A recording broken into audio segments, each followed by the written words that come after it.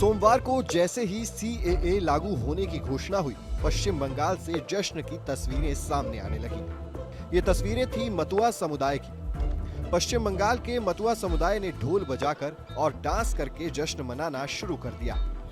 आपको बताते हैं कि आखिर मतुआ समुदाय क्या है और जश्न क्यों मना रहा है।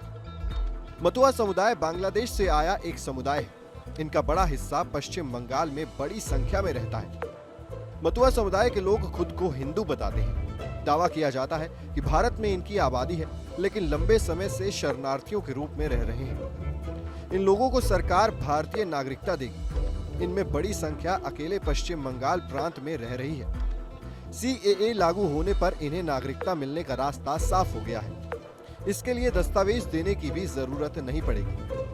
जनसंख्या की बात करें तो मतुआ समुदाय की जनसंख्या के सही आंकड़े अभी मौजूद नहीं हैं, लेकिन कुछ रिकॉर्ड्स में इनकी जनसंख्या 70 से 80 लाख तो कुछ में 2 से 3 करोड़ बताई गई है। इसमें भी सबसे ज्यादा जनसंख्या पश्चिम बंगाल में है। मतुआ समुदाय के जो लोग विभाजन से पहले मौजूद हैं, उनके पास भारत की नागरिकता है।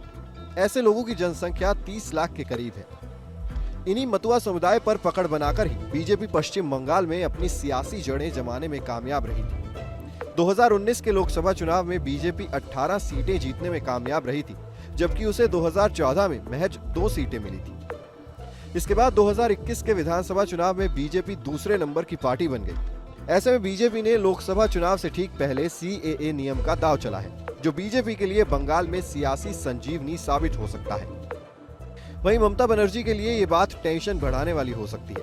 ममता बनर्जी का सीएए पर रिएक्शन भी सामने आ चुका है। उन्होंने कहा है कि वो इस नोटिफिकेशन को पढ़ेंगी। अगर किसी भी भारतीय के नागरिकता पर इससे असर पड़ेगा तो विरोध करेंगी। सीएए के बारे में बता दें कि सीएए यानी सिटीजनशिप अमेंडमेंट एक्ट सोमवार को लागू हो गया।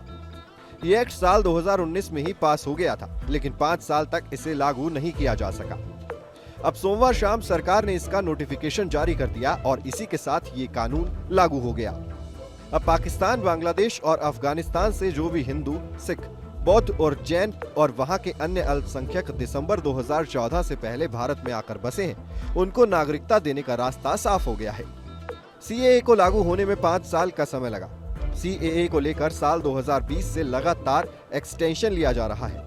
दरअसल संसदीय प्रक्रियाओं की नियमावली के मुताबिक किसी भी कानून के नियम राष्ट्रपति की सहमति के 6 महीने के भीतर तैयार किए जाने चाहिए। ऐसा न होने पर लोकसभा और राज्यसभा में विधान समितियों से विस्तार की मांग की जानी चाहिए। सीएए के केस में 2020 से गृह मंत्रालय नियम बनाने के लिए संसदीय समितियों से नियमित अंतराल में एक्सटेंशन लेता रहा है। अब लोकसभा चुनाव से पहले इसे लागू कर दिया गया है। फिलहाल इस वीडियो में इतना ही। इस खबर को लिखा है हमारे डेस्क के साथी अपूर्व श्रीवास्तव ने। बाकी खबरों की अपडेट्स के लिए देखते रहिए न्यूज़ नेशन डिजिटल।